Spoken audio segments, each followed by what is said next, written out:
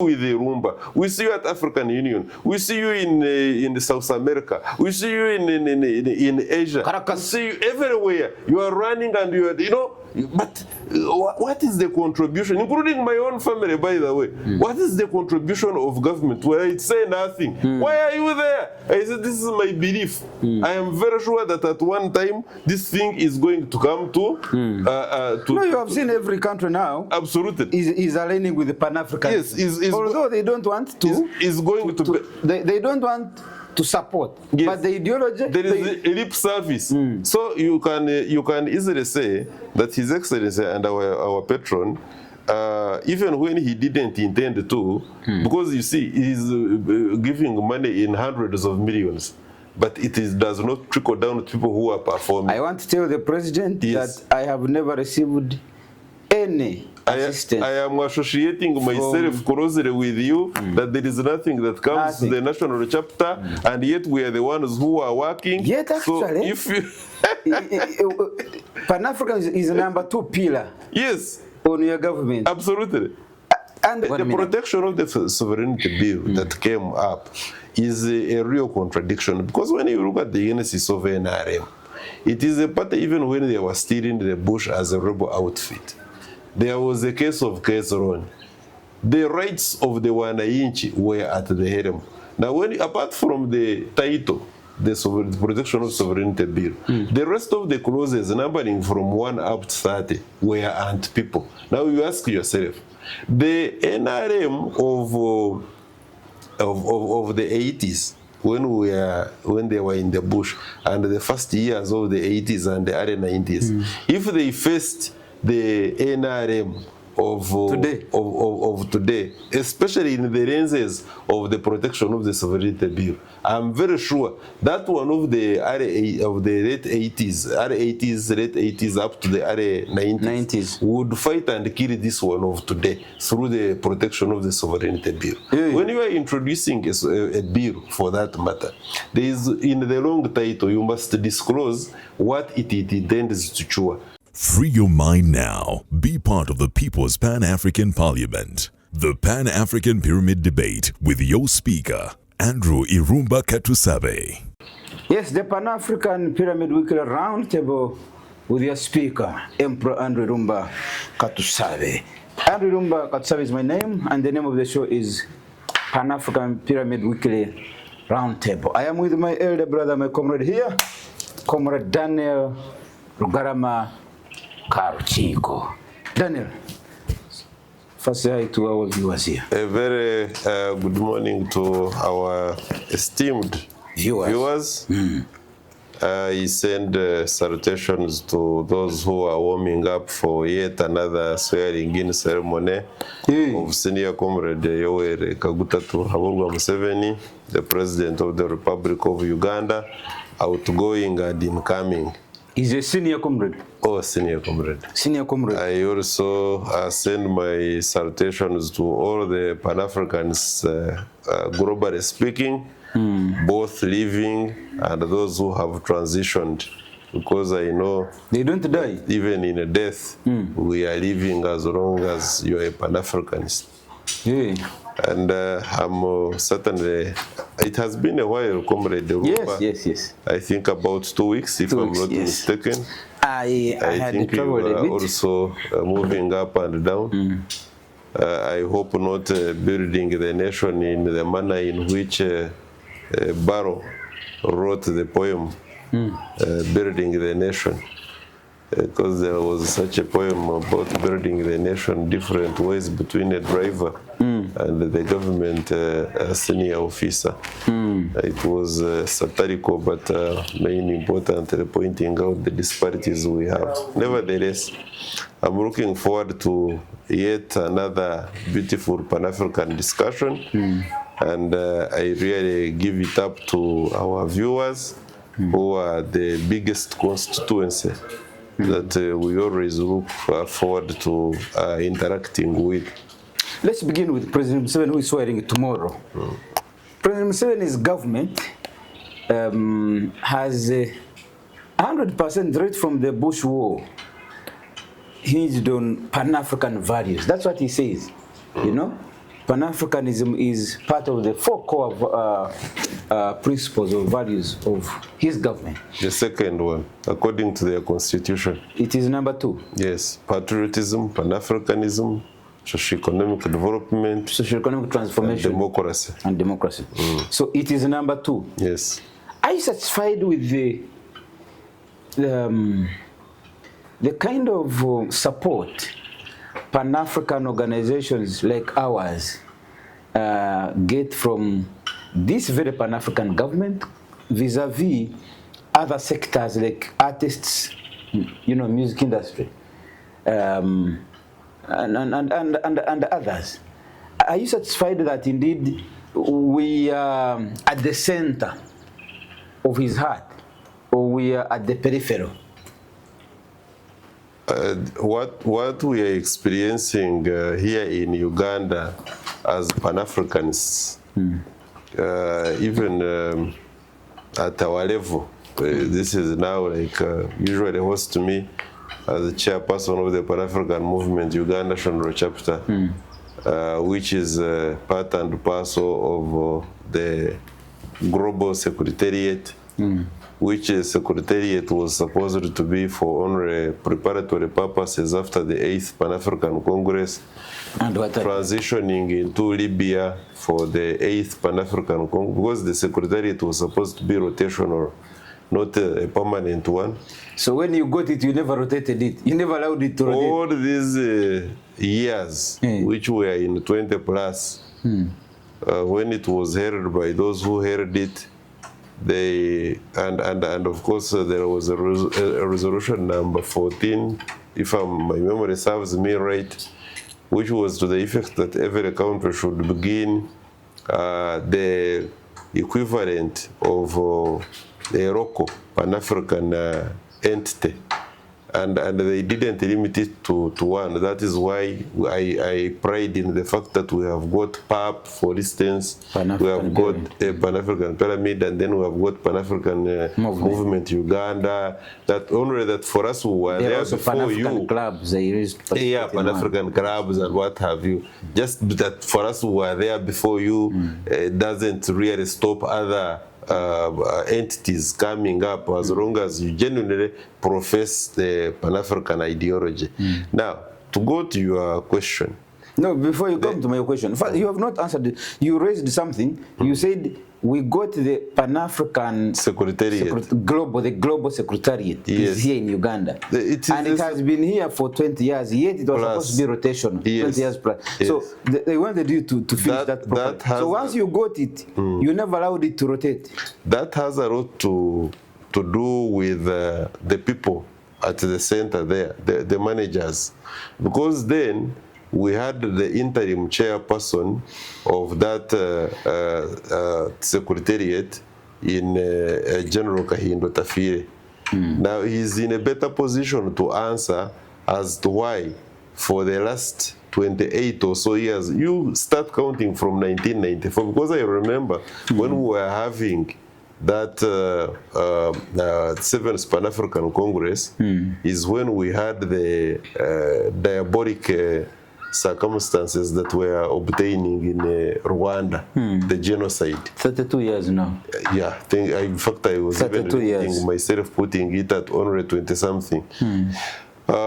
So 32 years, the refused to hand over the Secretariat, we have refused, we give all manner of excuses, and that is what has led to the development of mutations, because the Zimbabwe not long ago created their own version of the Global Secretariat. The person who was put there as the interim General Secretary, you remember the original General Secretary in the late Dr. Rahim Abrahman Tajuddin, passed away in Kenya, Nairobi, in that accident, where he had actually gotten a job in, is it called GWAT?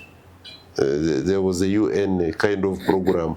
He had gotten a job there. He had in essence left the Pan-African Global Secretariat because the kind of support that we were receiving, all the countries that we are subscribing to the Pan-African ideology. On the African continent, plus our global, our diaspora, we are supposed to be contributing a certain amount of money to the secretariat. You see? But it's only Uganda, the magnanimity of the president, after being requested by Comrade Mafabi, David Mafabi, who was also part and parcel of us before he was taken to State House, then later on thrown to the NRM, now NRM Secretariat. No, not Secretariat. It is not actually NRM. It is the chairman's office. That is parallel from the Secretariat of the Taduango Richard and our brother Awich Pora. Now, what am I saying? What I'm saying is that, look, we have for the last 32 years been unable to allow any other country to have defying the two what we would call the 2-year rotational program as was resolved. Now, ultimately, we held on to the management of our senior brother, General Kahindo Tafiri, held on to. Of course, there are all manner of excuses. There have been no money to give the air tickets and what have you to give to people. There have been no money coming from the member countries. But all those ones, if you wanted my personal review, to me really are just mere excuses. Probably it is the usual surgical way of handling affairs, and we are not committed to the idea of making sure that we propagate Pan-Africanism through the continent and the diaspora, and that is why we have stagnated the Secretariat for so many years, and even allowed, it's like having because some of the people really at the Pan-African, at the helm of the Pan-African, with the exception of the likes of the Kahindo Tafiros and what have you, there are some who claim to be at the steering wheel who know nothing about Pan-Africanism, but they are all there. They make it an embarrassment. You feel embarrassed to associate yourself with the beautiful ideology as Pan-Africanism when you have got a certain crop of people who qualify to be nursery kids, and yet they are at the Secretariat, yet they are supposed to be in nursery. So really, I don't intend to demean anybody. I'm just being brutally honest, saying that some of these things are very disgusting. You know. You Irumba, you know, I mean, when we go out there and we begin talking about Pan-Africanism, somebody will believe you. They will say, no, we have seen this man in Zambia, we have seen him in Uganda, in different, but we have seen him on the media. Now the media, even if you go on the radio, there is a way they will scatter it into different so we are really at a level whereby you can be believed. But there are people, who just come to Pan-Africanism, and I think this is the problem now. You come to Pan-Africanism for purposes of getting, it's a eating avenue. There are people who ordinarily would not be there if it was not that they were getting something. For us, we have been doing this work. And some even characters who are not well schooled in this ideology, they laugh at you. They say, this man now, what has he benefited from the Pan-Africanism? Because their own way of understanding Pan-Africanism is that you must be eating something. You know, steal something, buy a car, steal something, buy a house. That is it. And because we have got people who are seasoned Pan-Africanists, and we thought that they would understand and recruit and be with people, a group of people who also understand it, and they are not doing it. They have been, this is what we call acquiescing. They have acquiesced in this criminal activity. But they bastardized the whole concept of Pan-Africanism. I really feel very disappointed, and I'm glad you have allowed me to vent my anger. I hope they will. But before I leave that point, let me just summarize it this way. That after 32 years of retaining the secretariat here, with the money which really should be coming to these bodies, like the beautiful programs like this one, and to Pan-African PAP, and then Pan-African Movement National Chapter, but it is concentrated at the Secretariat and it is eaten, misused. There is nothing there really, and then they will take you into all manner of things, including wrangles in administration and what have you, that which is unfortunately characteristic, partly characteristic of what drives my party, NRM, because that's what they pride in. You know, undermining each other, going against each other's backs, you know, stabbing you in the back, then creating, making rumor mongering a very lucrative activity. You know, this is what we have. And to reduce Pan-Africanism to a level of rumor mongering, backstabbing, is very unfortunate. But that's where we are now. Okay, now the other question which I wanted to ask, which I had asked you before you came into that, was how you weigh President Museveni's government and him as a person in terms of their support towards Pan-Africanism in Uganda. No. I must declare, I have been here for the last now, we are going to be celebrating 12 years come 29th of August at the award ceremony. We are going to be celebrating 12 years since the inception of this organization. I have never, I must declare, I have never received any assistance from this Pan-African government. For you are even talking about, we are talking about that. Now, for us who can argue that we have been with the Global Secretariat and we are the ones who are supposed actually to be feeding it, the little contribution which comes from the Ministry of Foreign Affairs, we have never seen a single coin. Where does it go? It is at the Global Secretariat. That is now Kahindo Tafire and the group, the ones I was talking about, the associates who are with him around there at the Secretariat, who are supposed, who just qualify to be necessary when it comes to Pan-Africanism. These are necessary people when it comes to Pan-Africanism, by way of understanding what the ideology is about and by practice. I mean, you can't even practice what you don't know. So that's, they are the ones who are always pocketing that money. And you see, at the end of the day, there is, you will hear that they have maybe, I think maybe more recently, about 2 years or so, it's a group of people. You know, the thing is happening here. I don't know what the IGG's office is actually doing in this direction. You know, they do other good things elsewhere.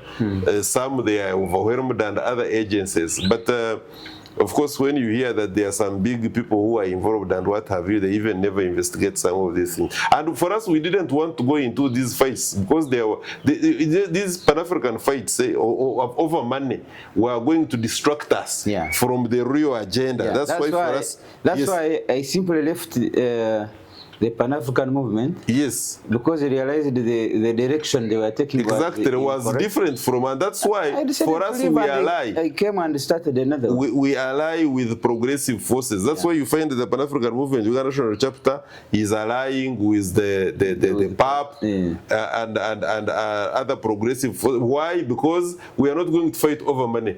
Our fight will be over ideas. And how to propagate the same ideas. How to influence issues at at the African Union like we do. You go to ECOSOC, talk, go to our brothers in diaspora, Venezuela, South America, Asia, share ideas, see how to influence policy. This is what we do, even without any reasonable means. And of course, negative forces are always there, and they will ensure that even when you attempt, like we have attempted to do many things, including economic ones at African Union and what have you, these negative forces will want to follow you there. But you see, Pan-African movement, we have our slogan, don't agonize. Organize. Organize. So for us, we don't want to be on television agonizing. No, yes. We keep organizing. But I just wanted to... Yes, but it's important that you ask that question because people may think that we are part of the team that has been misusing government funds. We are not.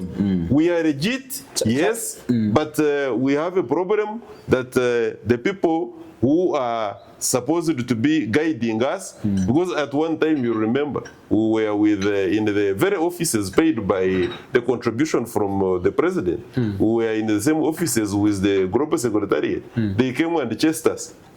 They said, why? Because we were going to be party to the sharings. They didn't want to share with us. So they said, no, this one is way. You would know that money has come, and then you would also claim, so you are global, but we are now the national chapter. You ask yourself, how does one country and one person, Museveni, yes, he's the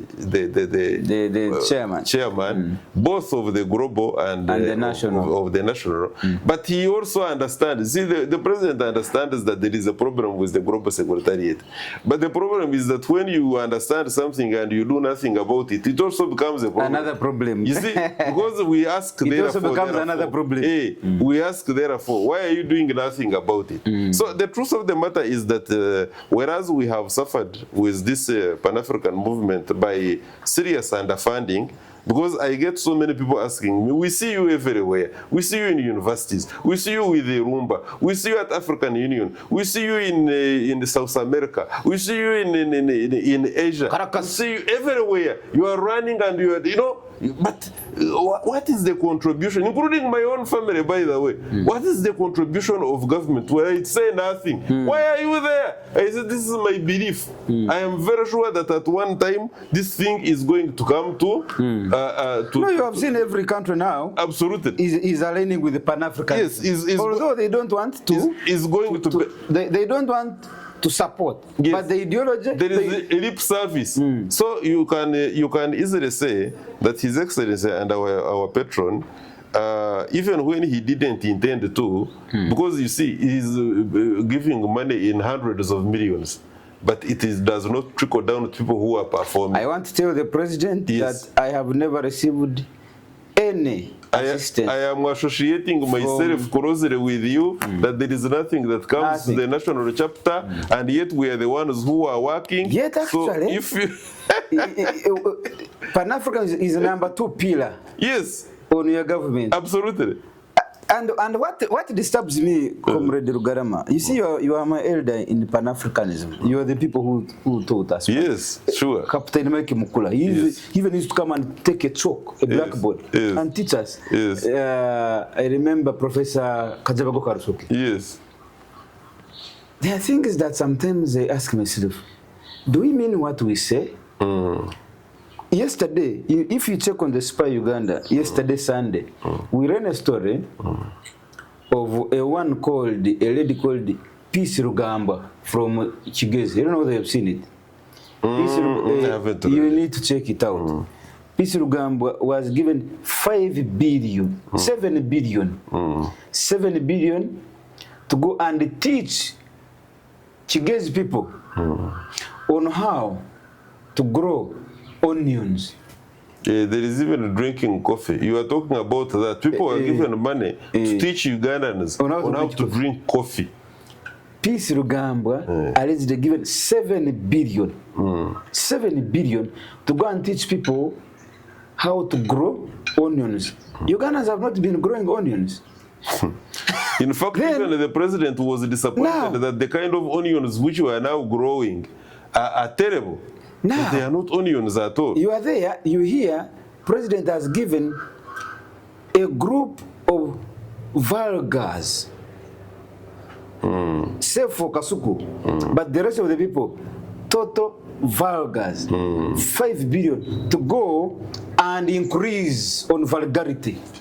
Save for one man called Kasuku, because he uses his platform is double-sworded. Today he can do very good, tomorrow he goes. But I work with him. I say I want. But the rest of the people that group consists of, honestly, Rugarama, I don't know whether you listen. I don't know whether the president listens to those people. So Rugarama, if you have been vulgar, me as a president, I come and give you 5 billion and I say, go and increase on vulgarity. Huh? Then tomorrow I come and say, my government is a Pan-African government. What are we doing? No, let me tell you. The people who are helping the president to identify some of the good initiatives that should be supported. I do not know whether they live in Malawi, then they do research on food. Because you cannot be here for 12 years doing Pan-Africans and you've never got 100 shillings, but somebody vulgarizing the whole country. Let me tell you, I don't understand the criteria. I don't understand anything. Let me tell you, Comrade Irumba.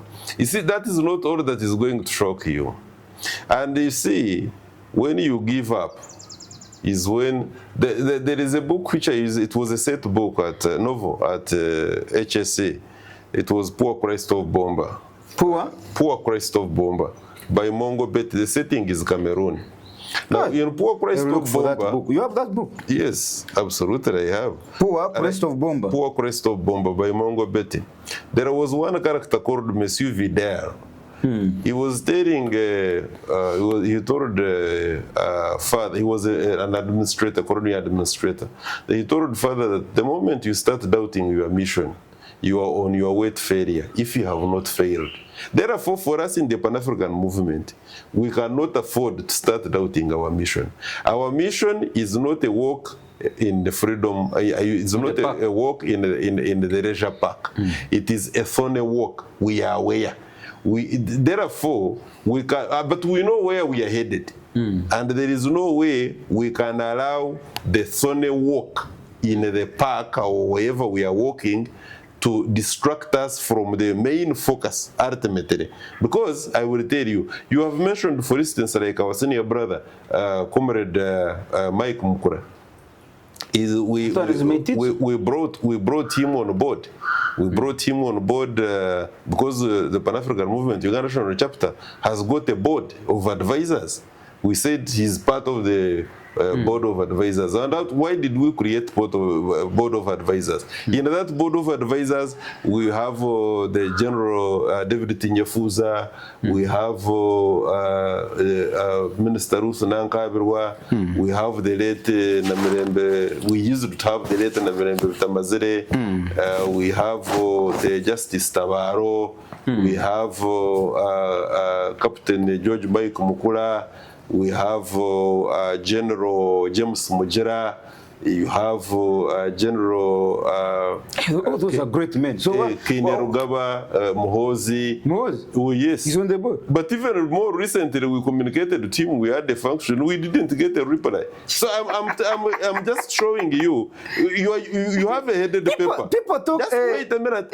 You have a headed paper where people know that their names appear. This is not fiction. No, they are aware that they are... But you can communicate. Even somebody will stop you at the gate. You am the executive chairman of the Pan-African Movement.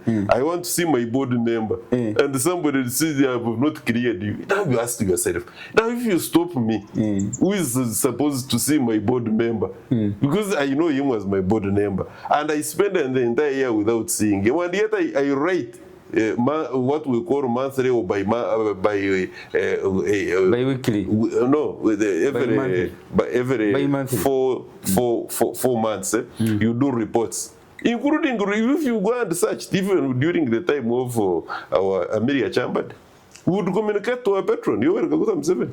but he would never read those things. So you can imagine the kind of environment we operate in. But what I wanted to pass to you is that, like in the case of our comrade Mike Mukura, not long ago, and this is the dilemma we have, by the way, in the Pan-African movement.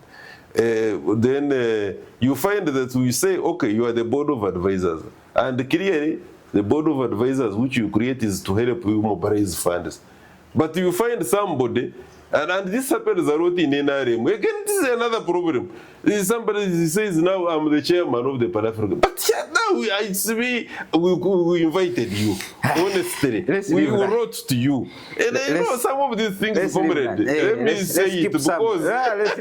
let's keep some... it's embarrassing. Let's keep some. Because we don't want to look like we have deviated from our motto. Don't agonize, organize. Let's move. Comrade Rugarama. The president of France, Macron, is in Kenya to mobilize the East Africans towards France. Why? The Sahel region, Mali, Niger, Burkina Faso, all those have kicked him out. So now he's finding a way of still stealing resources from Africa. This time using a cowboy called William Ruto. I call him cowboy. He told people that he's a hustler. But since he took power, he actually don't think that he understands the meaning of a hustler. A wheelbarrow pusher in Kenya. He has totally now forgotten, he's now dining with the richest man in the world, the richest man in Africa now. Gov't is looking for him like nothing else. But he has forgotten his comrades in the hustle.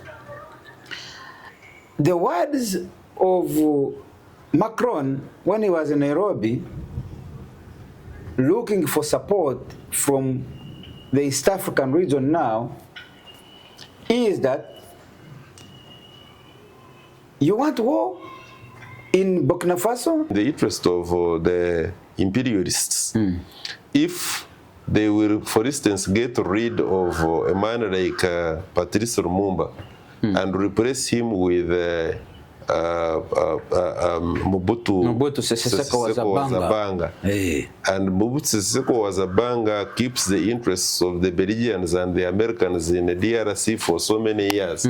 So it will be. And they will have no problem with Mobutu Wazabanga.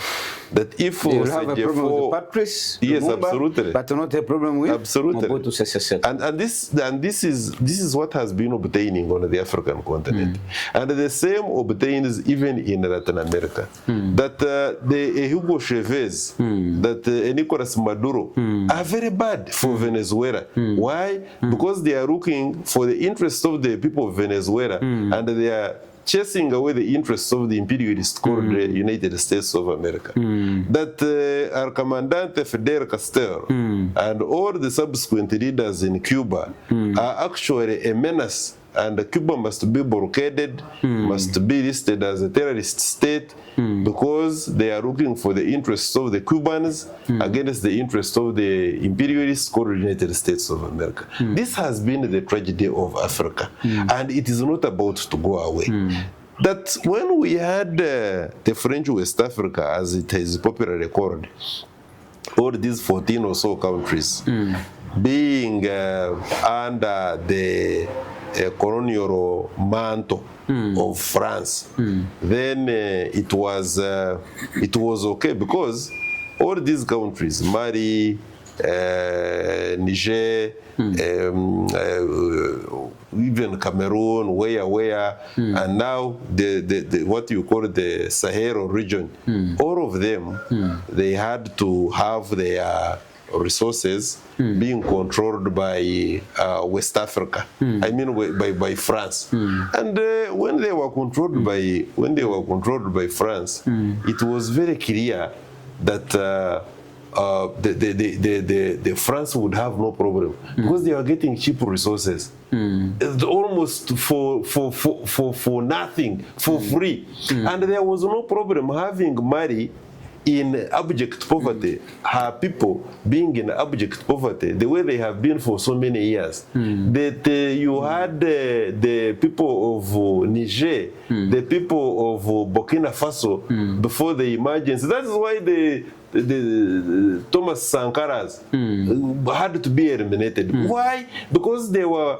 creating a version of Africa that was not in the best interest of the Europeans. Of the Europeans. Yes. And they will brand you all manner of thing here on the African continent, and they will say that you are incapable of governing yourself. You must stay as they want you to be. Now, things have been changing.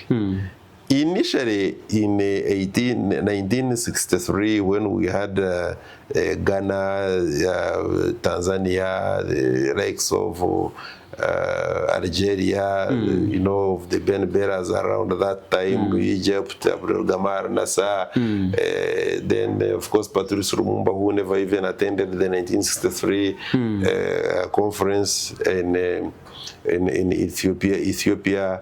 When they were coming together, there was a feeling that crop of leaders, they wanted to change what the colonialism had established for so many years, about 60 or so years. And that is why it was not by coincidence that majority of them were systematically eliminated. Either their governments failed or they were killed outright. American Cabrals of this world, they were killed. Thomas Sankaras, they being betrayed by their closest rivals. And that is why one of the great Pan-Africanists on the African continent has always observed that, and it was also actually captured by Kaisai Sami, when he said that if we didn't have an African collaborating with the white man, then there would have been no colonialism to start with, and there would be no imperialism. Why? Because a white man cannot penetrate Africa unless with the help of a black man.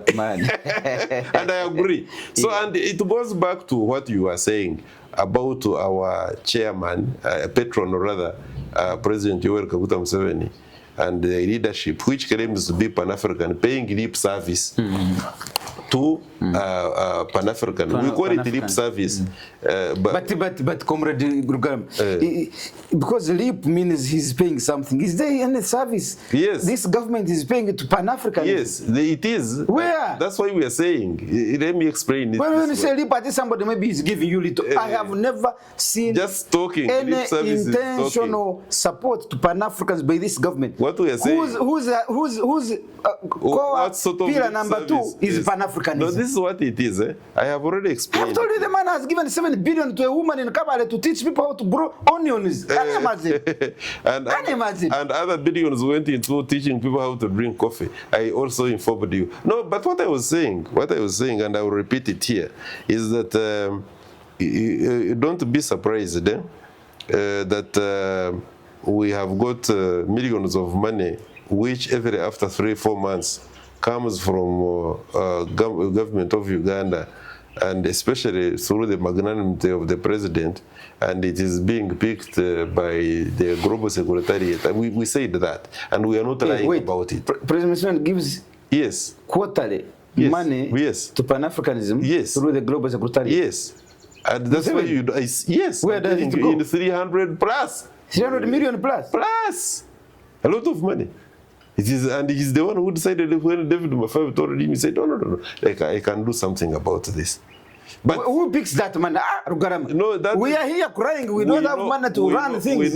We know who is controlling for the last 32 years the Global Secretariat.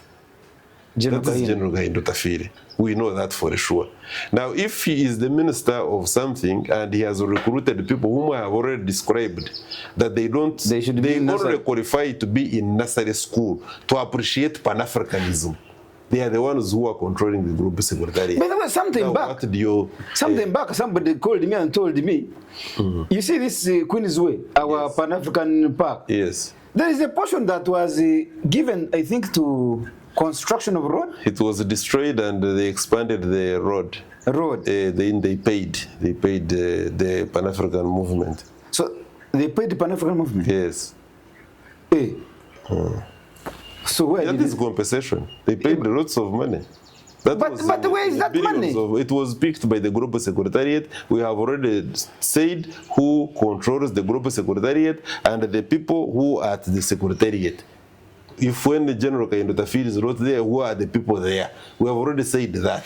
And we have said let's not agonize, but these are facts. Okay, fine. So we are saying if any government body, AGG or whatever is interested in investigating these matters, please go ahead and investigate. Go and but find what out. I don't want is tomorrow somebody to meet me somewhere, maybe when God has answered me, finally, and say, this man you see who is in a big Land Cruiser, or maybe sleeping in Kororo, that is the Pan-African. No, I have not been getting any single coin from the money that the president pays to the Secretariat of the Pan-African. So we need to understand all this time. ICC needs to take interest in that land that was compensated for road expansion at Queen's Way. That is called the Pan-African Square. Yes. That portion of land, we were compensated. Where did that money go? Exactly. And the people to ask are there. So I wanted to finalize with the issue of Macron.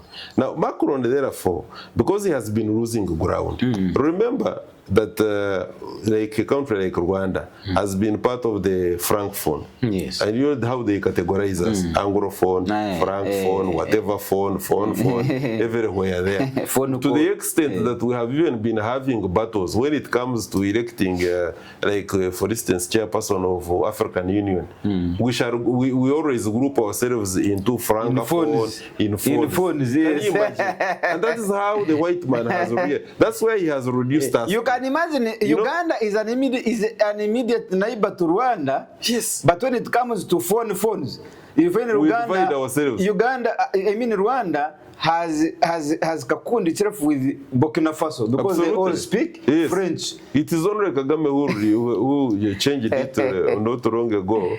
And that is why, although Rwanda is still listed as a francophone, but really, mainly speaking in Rwanda, they speak the Kinyarwanda. It is in parliament, it is in schools, it is everywhere, but also English. And that is not a plus. We must develop our own language. Okay, we want to leave that. No, but before you leave it, so therefore Macron bruising ground in the French, mainly French West Africa. Many of the French countries, the 14 of them or whatever, 16 or the number, having deserted him, be it Senegal, be it all these Nigeria and what have you, Burkina Faso, having deserted him and said our resources, we shall see whom to ally with, whether it is Russia or China, but it will not be you because we tested you for the last 60 years and we know how you breathe and how you behave. Now, they are trying to find ground and they seem to be finding comfort in a manner like Dr. William Ruto,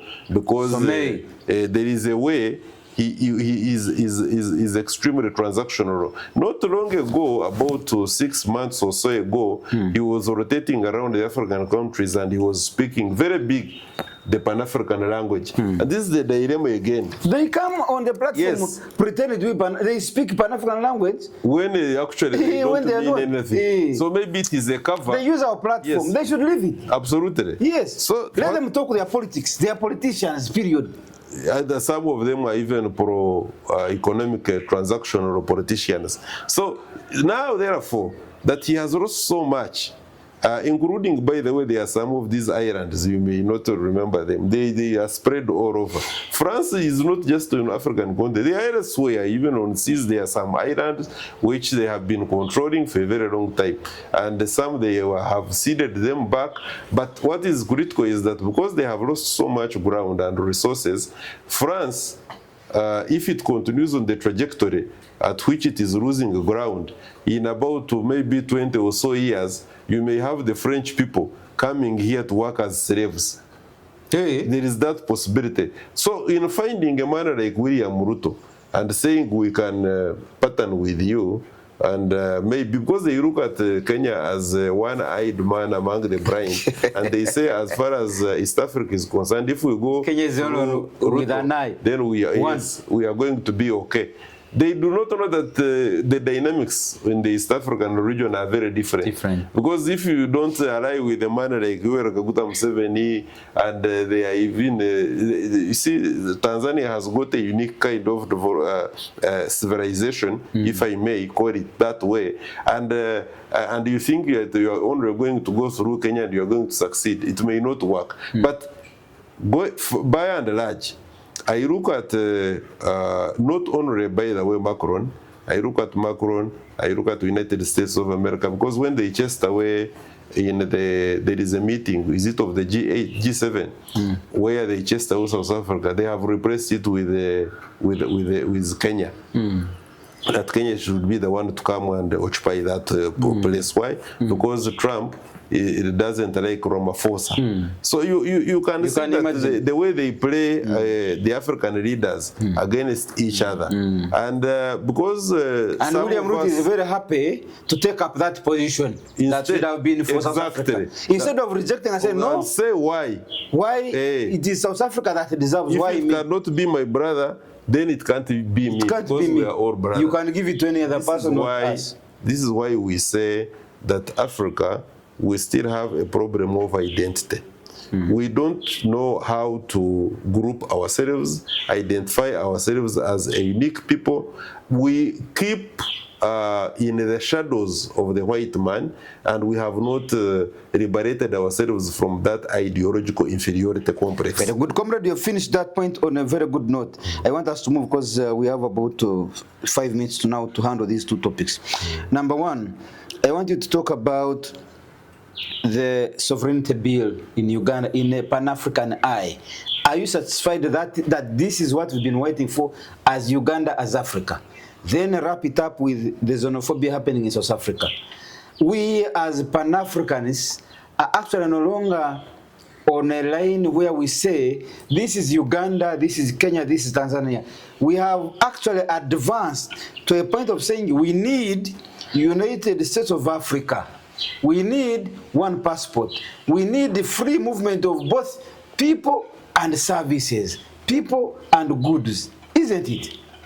Now you hear somebody saying, where are you coming from? From Nigeria, go back to Nigeria. But on the other hand, we are saying borders put up by colonial masters to manage us are no longer important to us. Now when you say go back to Nigeria, go back to Uganda, you are actually taking us back where we have come from since our independence, Comrade Rugarama. But number two, I want to end with this, because I'm going to give you the platform to handle those two topics at once. South Africa that is sending other nationalities from their country. South Africa is one of the biggest African countries that have infrastructure across Africa. An example, Rugarama, you are here. Which line are you using? The telephone line. MTN. Where does it come from? But is it for South Africans? Yes. There are whites who are in South Africa. No, that is for another day. Okay. Whether it's a white man in South Africa, white boer in South Africa, the company is South African. You get it? So let's leave the color. What is the origin of that company? It is South Africa. Geographically. Yes. That's where it is located. So, MTN that is here in Uganda, extracting billions of money from Ugandans. After extracting that money, send it to South Africa. Now they reach in South Africa, they say, you're Ugandan. Yes, you go back to Uganda. Does that make sense? There is this alcoholic company, this one that brews... Nairo breweries or what? Is it Nairo or Uganda breweries? No, yeah. Uganda is Uganda, I think. There is Nairo. Now, do you know how much money they extract from Ugandans? South African companies are in oil.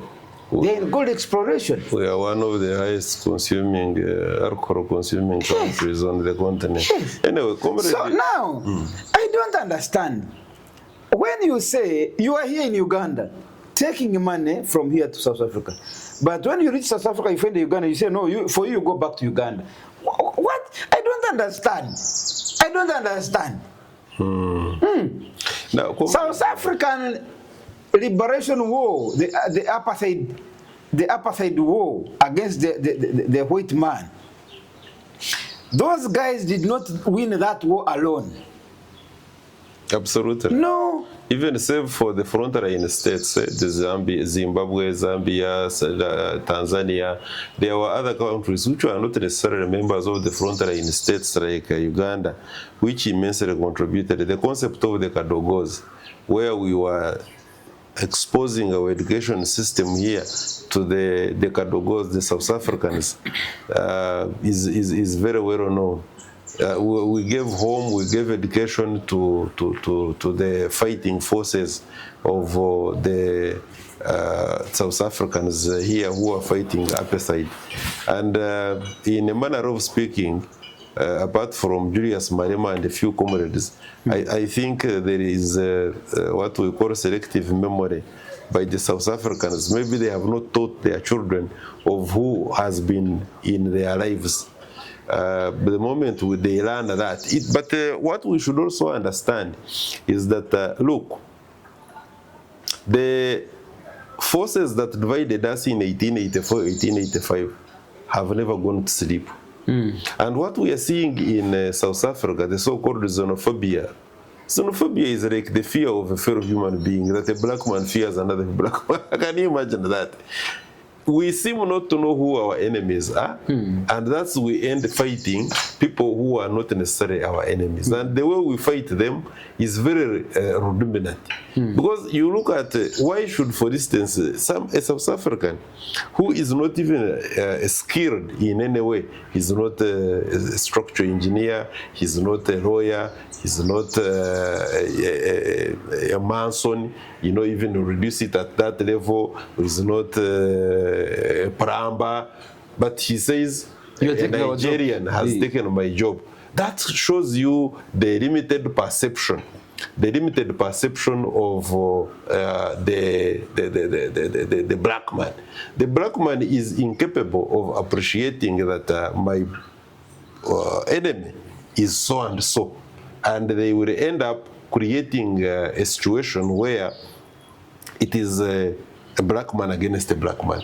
That happens that happens in America, if you know, and that has been created by a white man. Now you need to wear very thick lenses for you to be able to see like these ones. That actually those ones may be double for you to be able to see that actually somebody who is fueling this battle is actually not a black man. It is just a white man who creates circumstances where a black man is going to be against a black man. Very good. Let me actually add, I was laughing with Dr. Kiroko, who is in South Africa. I was laughing with him on phone that you might find the white man is watching from the topmost floor of his apartment, looking down, looking at two black men fighting each other. Yes. And he's who are you? I'm from, you go back to Nigeria. But the white man is looking at you at the topmost floor of his apartment. Because 97% of the land in South Africa belongs to the white man. This black man from Nigeria, from Uganda, is simply working to survive. The real person who has taken your wealth is the man who has taken your land. Free of charge, by the way. Free. Yes. He just came, killed your parents, killed your grandparents, and took over the land. Now, he has built on that land a very huge apartment. He's looking down. Yes. At you two fools fighting each other. And you're incapable of understanding that. You see, and they get a man like Julius Malema, who is fighting to make sure that he returns the land without compensating. Yes. Because I don't compensate for something which you stole. It belongs to me. I should be charging you. Yes. You see, a stolen property does not transfer. You don't give title when you had none. There is no way you can say, I got this land and it is mine, I've been with it for so many hundreds of years, when in actual sense, you stole it for so many hundreds of years. You never got it. You never got it genuinely. You never got it in the first place. But you see, this is what again the problem is. It is the best interest of the white man, if I may call him that, because there are so many other good white men out there. So not every white man that is bad. But we use it as a reference point. Let's start from there. The white man has created situations, including remote controlling our economies. The actions that are embedded in, that result from the World Bank and International Monetary Fund macroeconomic policies are such that they are going to create an employment in South Africa, they do create an employment in Zimbabwe and Zambia. The countries where the South Africans are referring their brothers and sisters to go back to were not created by the black person. You tell somebody to go back to Zimbabwe, who created Zimbabwe?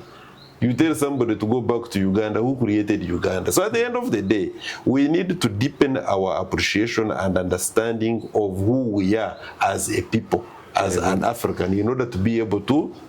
Thank you. Yes. Thank now you. The sovereignty bill... Sovereignty bill, let's end with that. The protection of the sovereignty bill that came up is a real contradiction, because when you look at the genesis of NRM, it is a part even when they were still in the bush as a rebel outfit. There was a case of Kesron. The rights of the Wananchi were at the harem. Now, apart from the title, the protection of sovereignty bill, the rest of the clauses numbering from 1 up to 30 were ant people. Now you ask yourself, the NRM of the 80s, when they were in the bush, and the first years of the 80s and the early 90s, if they faced the NRM of today, especially in the lenses of the protection of the sovereignty bill, I'm very sure that one of the late 80s up to the early 90s would fight and kill this one of today through the protection of the sovereignty bill. When you are introducing a bill for that matter, there is in the long title you must disclose what it intends to cure. There is nothing that is portrayed in the long title of the, I talk as a lawyer now, that is portrayed in the long title of the proposed sovereignty bill, now which is actually not yet ascended to, but the parliament passed it. But passed it after it had undergone a lot of surgery work, and out of the quarrels, because out of the agencies numbering 51 that came to present make their submissions to the committees in Parliament who were controlling this bill, all the 50 out of 51 said this was a very bad bill. It was a bad proposed law. Now, including even Bank of Uganda and yes, Bank of Uganda as an institution, and also the